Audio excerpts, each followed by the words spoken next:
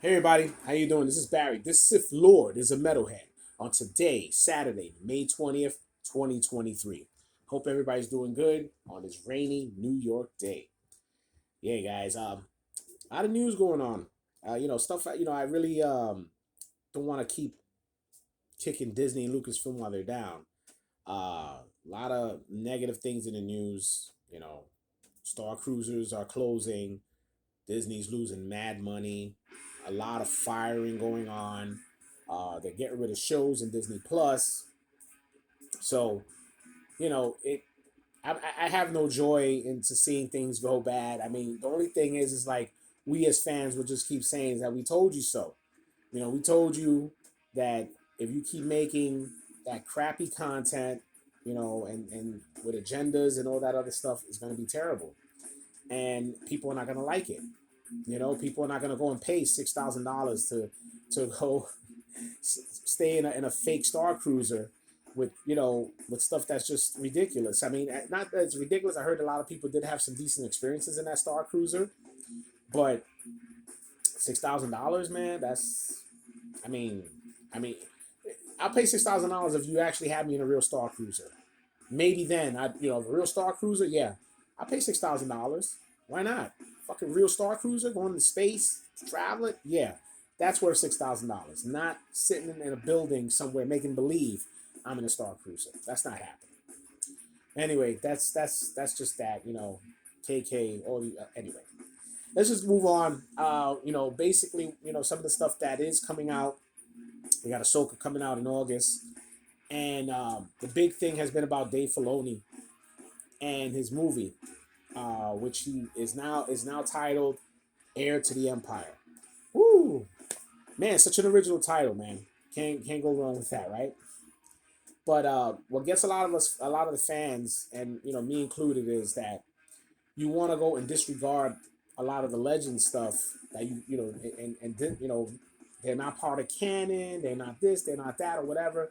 But meanwhile, you start cherry picking off them after you said they don't exist, right? So now we got Dave Filoni. He's basically doing a whole heir to the empire stuff, but it's you're trying to do it off Timothy Zahn's style, but you're not using the characters, the original characters that are in there. Of course, you're not. You got Ahsoka, you got the Rebels characters that you're basically going to be using.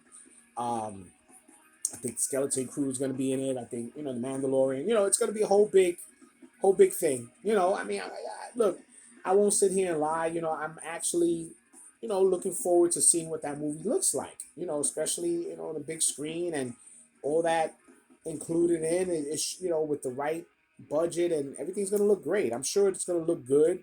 I'm sure it's going to be exciting to watch. But storyline, it just seems a little lazy. I mean, he could have did something else with it. He didn't have to call it Heir to the Empire.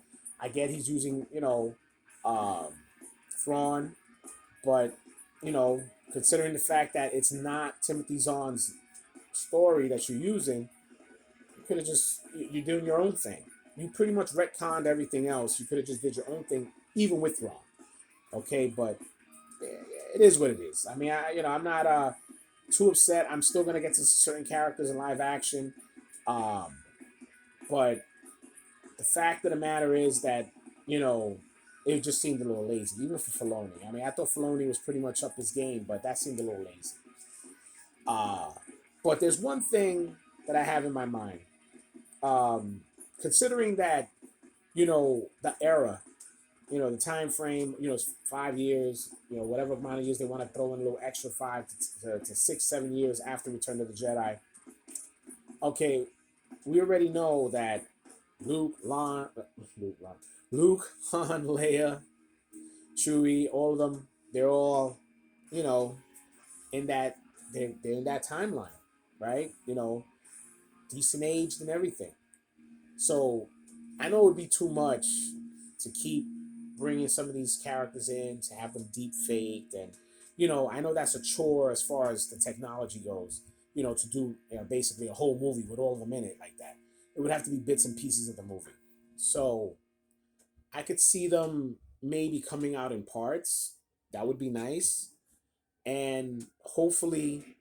Filoni could go ahead and give us, as OG fans, something we didn't get with the sequel trilogy, which was the whole gang together for one final scene. You know, Luke, Han, Leia, Lando, Chewbacca, C-3PO, and R2 together. Give us that. Give us that moment we didn't have. That was the whole reason why people were excited to see those sequel trilogies when they were coming out. Is that we thought we were going to get our swan song of the OG characters the right way.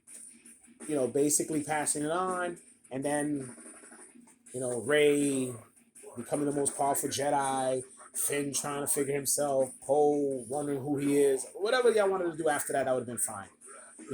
But it just had to be done right as far as those original characters go. And I think that's one of the main things why we have so much hate for the sequel trilogy. Nothing was done correctly with that, as far as giving the respect to those characters.